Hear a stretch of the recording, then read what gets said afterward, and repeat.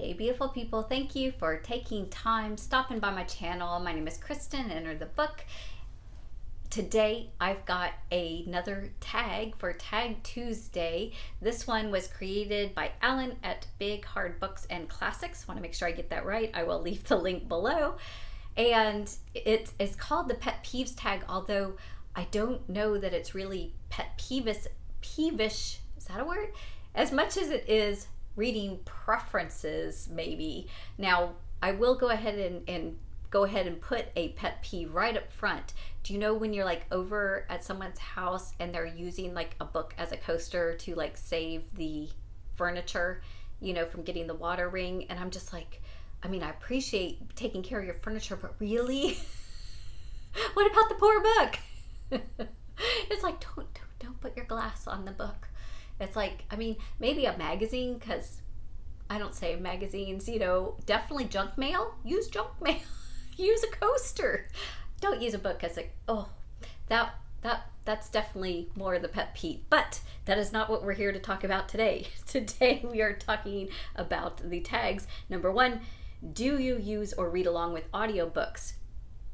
I read along with audiobooks sometimes now when I drive a familiar route. If I'm sitting in stop and go traffic and it's a familiar route that I'm not having to pay attention to, I'm just stuck, I will oftentimes listen to an audiobook. Or if I'm driving cross country and it's long straight highways, I will listen as I drive. So every once in a while I also listen to an audiobook as I'm scrubbing the kitchen or bathroom. But I don't get that far into it before I need to focus on something else. I find my mind wanders much more into, oh, I need to take care of this thing over here. It's actually more distracting to house clean than to drive, which probably isn't a good thing to admit, but there it is. Do you utilize your local library? If you had asked me a year ago, I would say sadly no, but I just in this month got a library card and checked out my first book. I predominantly did it again because that allowed me to have access to free audiobooks. So I probably will not frequent my library too much physically going in and getting the physical books, although I might to save some money, because actually I looked around and there was a good selection, several books that looked familiar that have been floating around BookTube. So I may do that, but I really wanted access to the online audio because you can just constantly check one out for, you know, free. There's not a substantial list, but again, I don't listen to that many, so I don't need that many.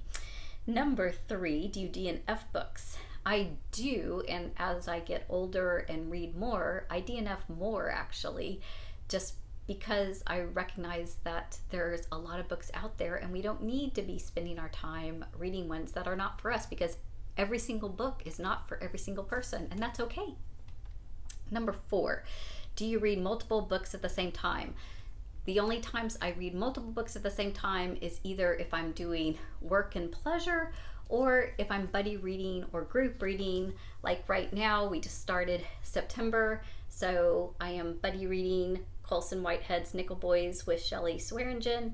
I am doing a group read on Alice in the Giant Bookshelf's group read for Hamnet, and then I'm reading my nonfiction, my first Orhan Pamuk. And this is actually, I would be really interested to read some more of him because I've only read a couple chapters so far, but this seems like his autobiography to me. I could be wrong.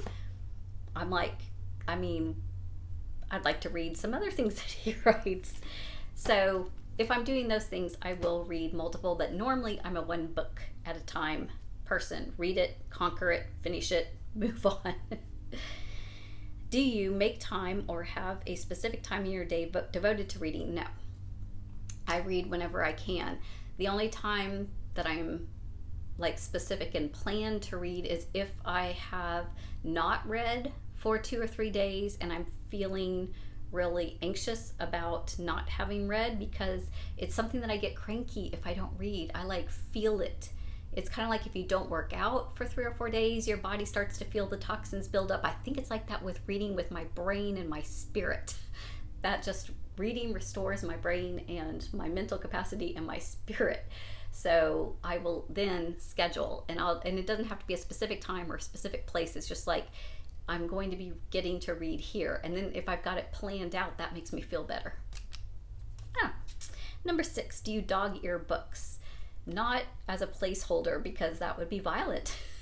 But if there is a really awesome quote, like something that I just reread it 2 or 3 times and I'm thinking about it and I love it, I will mark in a book. And I will also, if it's a special quote that I think I want to refer to later, I will dog ear the page. So if there is a dog ear in any of my books, there is something really meaningful and special on that page that I loved, that I want to find again. So sometimes every once in a while, I'll just go through my bookshelf and even pull off books and look for dog ears. Number 4, do you annotate your books? Really only ones that I'm reading for work. Those are really the only ones I write in, although again, I'm not opposed to marking in a book, and if there is something really powerful or beautiful, I will highlight, write. I love that. I love getting used books that have other people and that have annotated or marked up their books in whatever ways. I do appreciate it, but I don't really do it that much. Number 8, how do you feel about spoilers? I mean, I'm okay with spoilers as long as you say they're spoilers. I'm not okay with spoilers without telling people they're spoilers. That is rude. That is so rude. So I try to do all of my reviews spoiler free. I'm very clear. We'll try to put a message at the bottom of the screen if there's going to be a spoiler of any kind. If you are buddy reading or group reading, obviously you are, reading it along, so you say I'm on this chapter, and that way it doesn't spoil it, but you get to talk about it as you go through. Whereas if you go through a whole book and then you're trying to be spoiler free, you don't get to share about the middle section, because that would spoil the first part. So as long as it is up front, this is what it is, then spoilers are a great way of having a book discussion. But be kind, be nice. I don't know who all has done this tag, but I will go ahead and tag a couple people. I will tag Anne with a Book, and I will tag Alice from Alice in the Giant Bookshelf. I don't know that I have seen your Pet Peeves tag, although maybe. But if any of you are out there and want to do it, feel free to jump on, and you can share an actual pet peeve if you want before you answer the questions. Y'all have a beautiful week. Take care. Happy reading.